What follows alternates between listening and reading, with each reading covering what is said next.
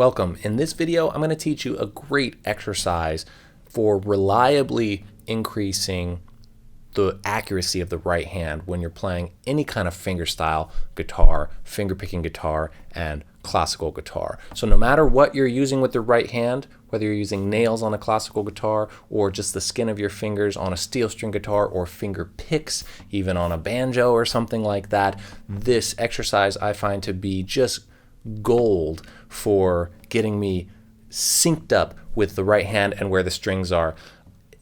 Any fingerstyle player will know that frustrating feeling of trying to play or practice and kind of slowly getting warmed up and just missing strings or missing a string here and there, and having that be so frustrating when you're trying to focus on the expressiveness of the music or learning the notes. If you're reading the sheet music or looking up tab or trying to figure out the song, trying to play what's in your head, if the right hand is just missing strings or fumbling, or almost kind of worse and more annoying, you're playing the notes but they're just not consistent. You're getting a sound, sometimes it's the one you want, sometimes it's the one you're expecting, and a lot of times it's just haphazard, where it's just not consistent between note and note. If you play the same note on the same string, does it sound the same? Does it sound exactly how you want it to?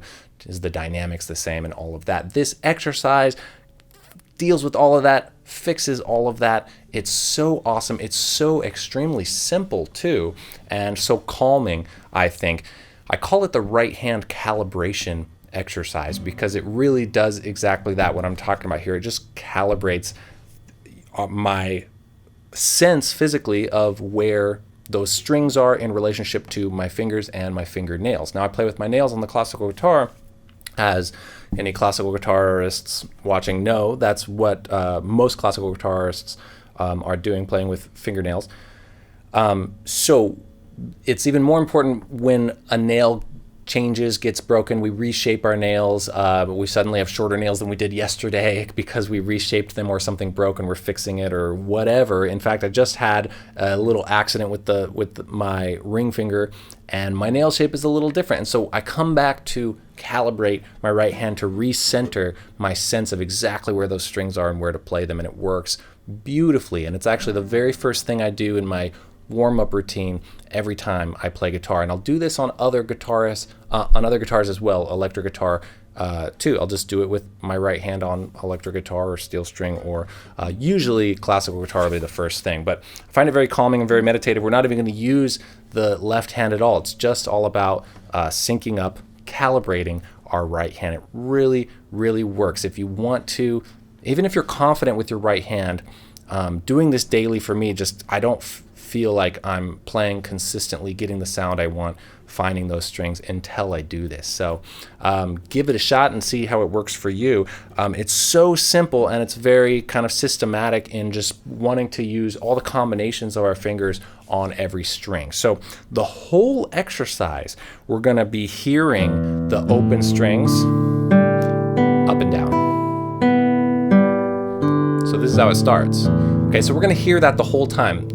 Audibly, it's just going to sound like that the whole time, but we're going to be switching off what we're doing over here, okay? So on the classical guitar, we are wanting to use something called planting, and I actually recommend that for anybody unless you're using finger picks, specifically the types of finger picks that are metal and curl around. You're not actually touching any flesh and nail at the same time, or flesh and finger pick at the same time. Alaska picks kind of simulate a big nail. That's this kind of pick. And I'd plant with this as well. This is my emergency backup plan for if I really don't have a nail and I need something, but ideally the nail's for me. So we want to plant where I kind of secure myself here. Now planting is this go-to technique for classical guitar, to get the consistent sound that I'm talking about. This is just a way of going through and playing all the combos of the fingers. So we want to plant where we're kind of like, am I sitting on that spot where I know I'm going to where I can expect a certain sound? Do I have control over what's happening? I'm touching the nail and a little bit of the flesh of the finger at the same time, and then plucking. And then I can kind of know for a moment with that plant. I'm planting, setting up, securing, and then plucking, right? So even if I play like this, even faster, there's a moment where I'm planting. So planting is not the point of this. I'm just saying that's also really helpful for this to get a consistent sound every time. But the pattern here is going to be just thumb, just P, as far as the right hand fingers go for classical guitar and a lot of fingerstyle methods. P is the thumb, I is the index finger, M is the middle finger, and A is the ring finger. So I'm going P, up and down, the open strings. And I'll do this a few times. You can get to the point where you just go up and down once with each finger and with each combo that I'm going to show you. So that can be kind of a challenge for you. But what I want to do, what I like to do is sit with it, each setting, each finger and combo. I like to sit with it for a minute and just make sure I'm getting what I want. Do I like the sound? Is it what I thought it would be? Is it consistent? Cool. Gives me a second to work that out. Okay? You see what's coming next. We're just going to do the I and then the M and then the A that way, and then I'll show you the combination. So I, same thing. So it helps me kind of deal with any fumbles that might happen in the warm-up phase. But notice how consistent it sounds. It really sounds... I'm feeling good about what I'm expecting it to sound like and then what it ends up sounding like. If we don't plant or if we don't do this, we can kind of fly in and try to play a note and get some scratchy notes and get some thinner notes and some louder notes. And if you've been playing with your fingers, you know what I'm talking about, how that can happen. So you really want to get it super consistent. Now, if you did this on one string, can you get that to sound exactly the same every time? If not, this exercise is going to help you kind of work that out. So I've worked with students, and anytime anyone's doing classical guitar or any fingerstyle, we make sure to do the calibration, and I say, do this as your warm-up every single time you play, and it's like magic. I see it just transform. Getting that right hand secure just makes the rest of everything we're trying to learn so much easier, so much more fun, so much less frustrating. So you can really work on the exercise that your method book or your teacher told you to do or whatever, and get that tone that you want. Is really just a lifesaver. So if you're serious about getting a very confident, secure, consistent right hand, I really recommend this exercise. So I'm doing M now. And again, I find it really calming and meditative, especially as the first thing to do. It's very kind of almost like a ritual to sit down and do this before digging into something. Okay, now I'm going to do my A finger, and I really need it on my A finger because I have this, you might be able to see or not, it's kind of gouged right there because it got chipped the other day. So by calibrating, I can reset how I feel about what my hand thinks it's supposed to do to get the sound I want when the nail changes. So I need a little more work on that one. So I'm just doing it right now while showing you how I would do it. You might not be able to hear, but internally I'm kind of sensing, all right, I'm not totally landing exactly at the same spot every time. I'm letting it get centered and all of that. Only you can know, really. I mean, someone else can hear if it's consistent, but there's still an element of how much do we feel like we're kind of guessing, and how much are we just so sure that we know where we're landing and what we're sounding like. Okay, enough of that. Now we're going to do all the combinations that start with P. So you're going to go P-I, P-M, and P-A, but the sound is going to be the same. So you're going to go P-I, P-I, P-I, P-I, P-I, and cycle that way. And try to get them, especially with alternating two fingers, try to get them really super consistent. See, I missed one because I sped up. I got greedy.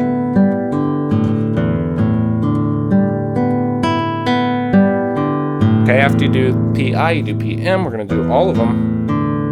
And again, you can try to work towards just doing one cycle each, and if you can do that in time confidently and feel good about it, it kind of means you are calibrated. That's like you've done it. You're calibrated. PM, PM, PM, Till you feel good about it. P, A, P, A, P, A, P, A.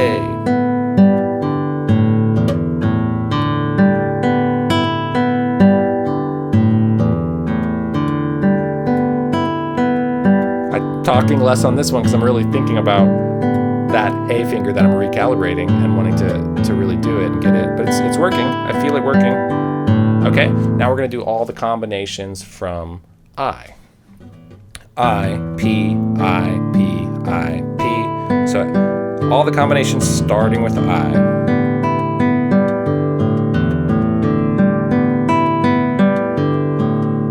Okay.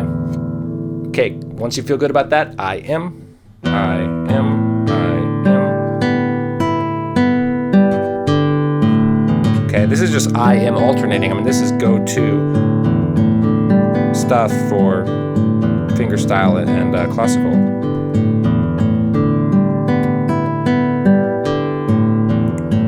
Okay, then we're going to do I, A.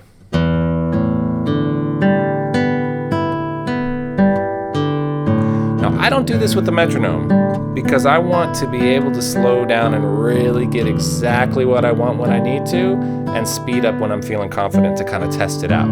That's really, I think, the way to go, unless you are working on wanting to incorporate a sense of time or something specific to why you would use the metronome. Don't just use it to use it. Don't just use it to play in a tempo for no reason, right? So the point of this has nothing to do with our time. If we do have issues with time, we want to work on that in a separate way. And you could do this with a metronome to work on time, but then you're focusing on, at that point, you're focusing on the time part and not this part. So you probably want to do it first without and then add that in. Just a little tip on kind of the intentionality of why you're doing something. You could hear someone practicing something and have no idea which aspect they're focusing on. And for all you know, they could be focusing on trying to release tension from their shoulder or something and be relaxed and as opposed to what notes they're playing or what tone is happening or anything like that. There's so much going on. So what we're doing something for is always different. The same sounding exercise could actually be 20 different exercises because you could say, now I'm thinking of time, now I'm thinking of tone, now I'm thinking of the actual just pitches or whatever it is. Okay, so I did I am. I think I did I am, yeah. And now we're going to do MP. We're doing all the combos, all the 2-finger combos. MP, MP, MP, MP. Okay, until you feel great about it. I don't feel great about it yet. So I usually would really sit with this for a minute. And talking makes it harder too, so that's kind of... Okay, and then M-I, M-I. And also, trying to do it without looking is another level, right? Don't think you should need to do it without looking if you're not comfortable yet doing it while looking. Do that first. Be able to look at it first. And then when you're really just feeling great about that, you can work on, can I be as confident, as consistent, get the tone you want, be so accurate, calibrated, but without looking. Okay, so that was M-I, now we're doing M-A. Again, that A finger really needs it. It takes me a while to get used to a nail break like that.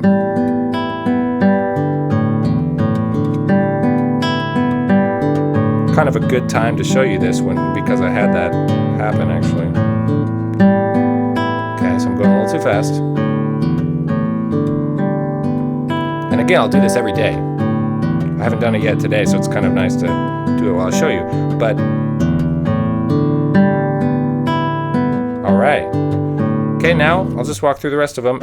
You know what to do. It's A and P, A, P, A, P.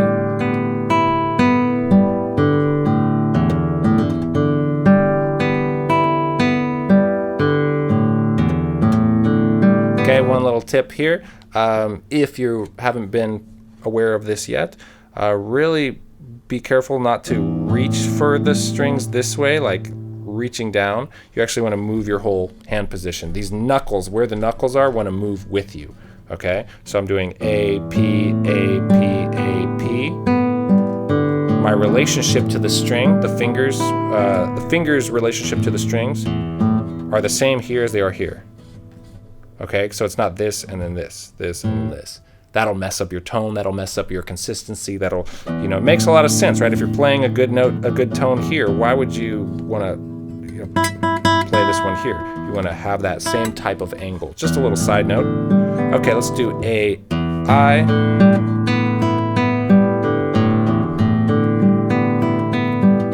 A, I, A, I, A, I. Okay, and then we'll do A, M.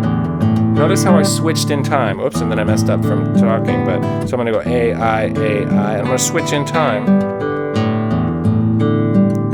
That's kind of a cool way to eventually do it, where you just keep the tempo going. Again, slow down if you want to, speed up if you want to, but it's cool to switch in time. Okay, I did all of them. So if you're still going and you need more, and I have to go through it a couple times, I might not even play that last note, so I'll go back to the top, back to the cycle, the beginning, calibrating. Now I'm doing one each. I, all I's, M's, all M's. Now I'm just flowing through it once each, keeping the time going. All A, P, I. This is kind of the challenge version to see how's it feeling. Cycling through all of them. And I probably don't need to do them all. So see how I tripped up a little bit there, and that shows I'm not fully calibrated yet.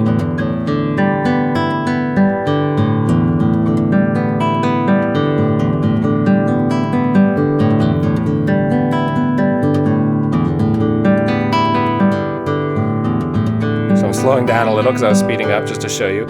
So that's the whole thing. We walked through the whole thing. I played the example through the whole thing. There's so much you can, don't just space out when you do that. It can be very tempting to space out when you do that, when you practice anything. And being able to space out and play something really accurately and do it well is actually a cool goal in a way, because that means we've internalized everything.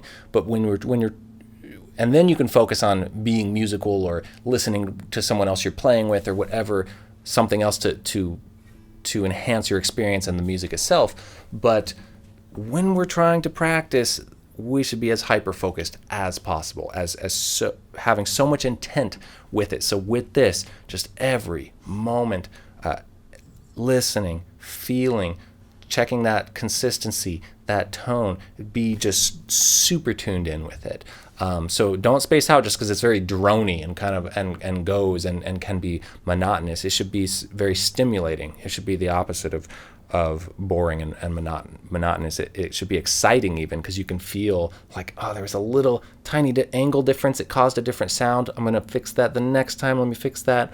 And hearing how that sounds consistent. That's how it gets calibrated. If you're playing classical guitar or any type of fingerstyle, finger picking guitar, and you do this every day, kind of figure it out, learn it, do it as a warm up.